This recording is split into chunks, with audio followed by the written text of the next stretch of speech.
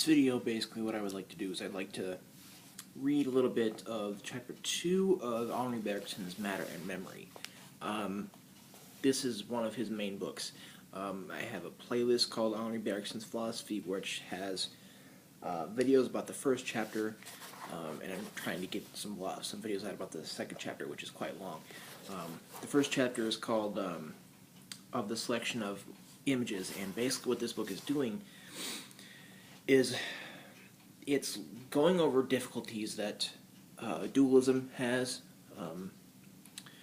and he is pretty much a dualist, and he kind of goes against the idea of cerebral localization, which basically is that it's like the thesis that of certain psychological writers like Ribot of the late 19th century, and following that given any mental event, there's something that we can localize a certain brain state, and we can kind of either we can figure out that there's a certain brain state corresponding to a certain mental state, or that the thesis is that there is some kind of brain state which corresponds to a certain mental state. And things vary about that, and he's really against that. He's against it. He's against, for one, that we should stop trying to figure out, given a certain mental state, that there's a certain physical brain state that corresponds to it. He's trying to go against trying to figure that out, or figure out whether that's true, because he doesn't think it is true at all. And he's kind of just, and I have various videos about that. But in this video, I kind of want to go over, I want to read a few things at the beginning of the second chapter, which is of the recognition of images, and I want to just kind of discuss why memory for him is nascent action, and I'm gonna just talk about it as nascence, N-A-S-C-E-N-C-E. He never uses the word nascence, but he uses the word, he calls things nascent. He says that there is nascent action in ways, and I'm just going to explain this, and then I'll have videos following this, hopefully where I can finish in various ways this book for this channel. The past survives under two distinct forms. The first motor mechanisms, secondly in independent recollection. He says that there's will in formation of motor mechanisms.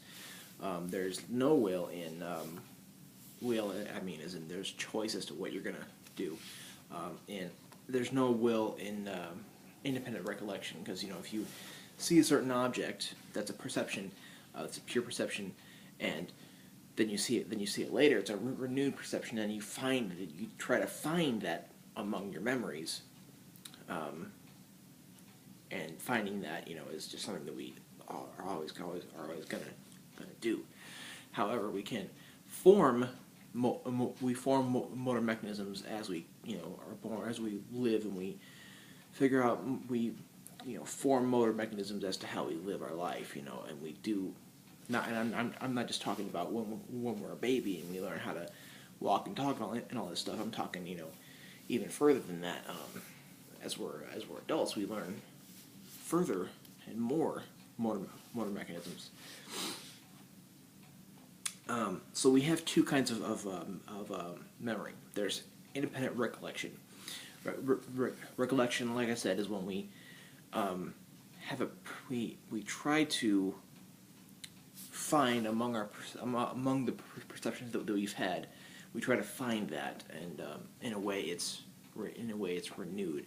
And also, if we perceive something that we've perceived before, we try to find it among our previous perceptions that are stored in our memory. And the word stored is kind of something that becomes,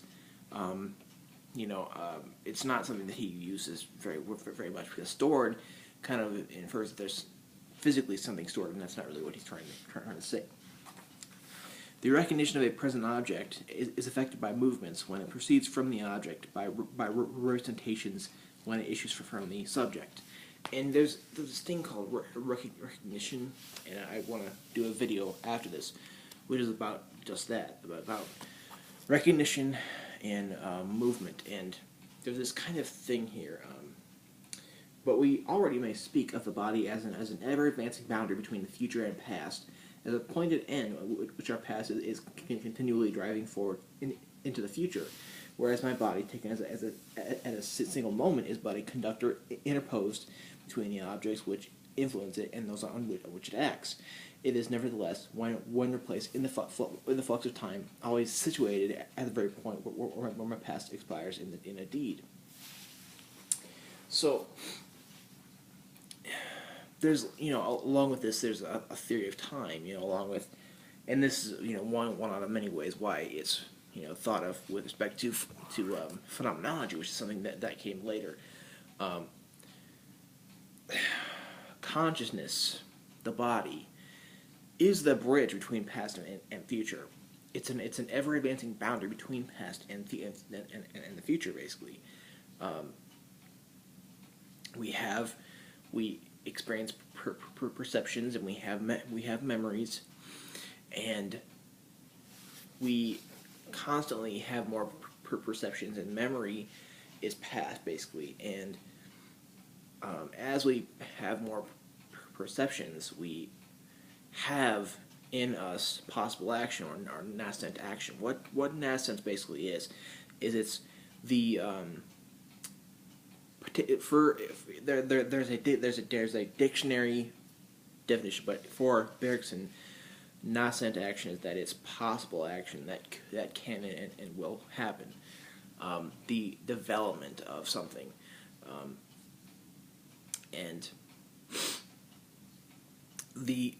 in Bergson's philosophy, basically the body, the person, is this something that has perceptions and memories and is always an ever-advancing thing into the future, and it's always developing. And you can read the book Creative Evolution, that is what he says here is a big part of what goes on in there. And here he's doing something different than he is in the creative evolution, but it's a similar thing, because it's just something that is developing and is full of possible action and lives on that, and advances as this ever advancing boundary.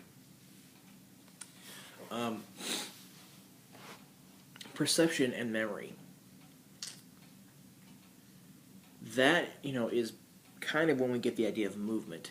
It's similar to like the existentialist kind of division between facticity and transcendence, or potentiality and action, or it's facticity basically is your current situation, and that's understood in terms of what can possibly happen and what is being moved towards. And transcendence for those people are basically what we're moving towards, and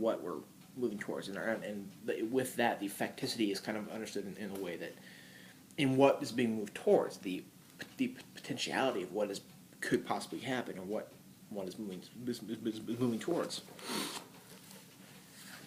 And that's a big thing here, because perception and memory have a link, and that will be something I will discuss in a different video more in depth.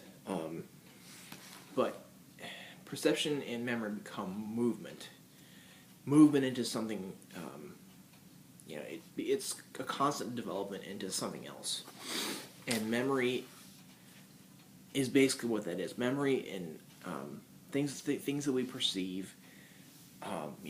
This link between perception and memory is who we are as a person, and we are this boundary between past and future that is ever advancing into that future, given the perception and memory that constitutes us.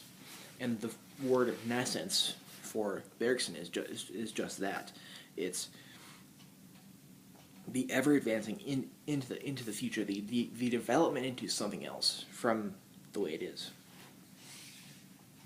We pass by imperceptible stages from recollections strung out along the course of time to movements which indicate their nascent or possible action in space. So memory and recollections and recognition and all that stuff in there are understood as their possible or nascent action. And the two kinds of memory are a part of this.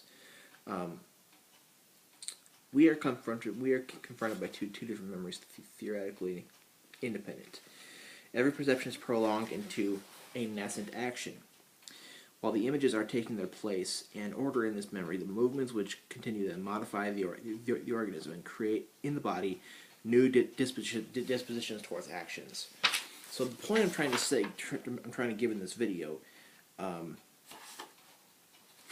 is, perception and memory have this link of association, and perception as it becomes no longer, it becomes memory, and we have this processes of, we have the two kinds, which is the motor mechanisms and the recollections, but the memory and the perception that have this association, which I will discuss in a different video, are understood in terms of their nascence, their nascent action, or their development into something different, and that's when we get into things like movement and such. And given the two memories, one imagines, the other repeats. And I could read a lot more different things in here, because I think that this is just a really awesome book, and I think it's has really cool quotes in it and everything. And